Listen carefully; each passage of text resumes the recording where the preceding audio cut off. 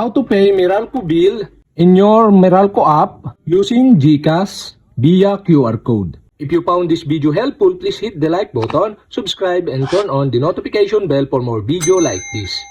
Go to my Meralco application and log in your account. After you log in, you can see here the information of your account, DCAN or customer account number. Here you can see the amount not pay. For this tutorial, I will show you how to pay using GCash via QR code.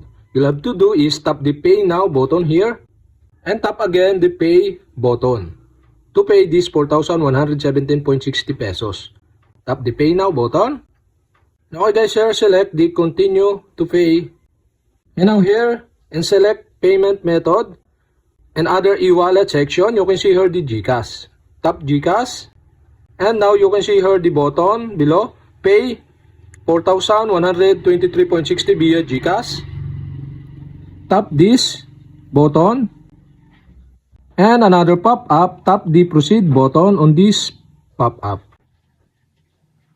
And now you can scan this QR code to pay this Meralco bill.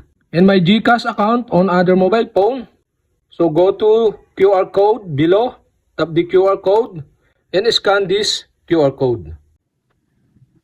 After you scanning, here you can see the information of your billing, the total amount you pay. And after that, tap the Pay button below. Make sure your balance is enough to pay this bill. And payment confirmed, please go back to CIS Bayad Center. And now you can see here this app is now refresh. So payment successful.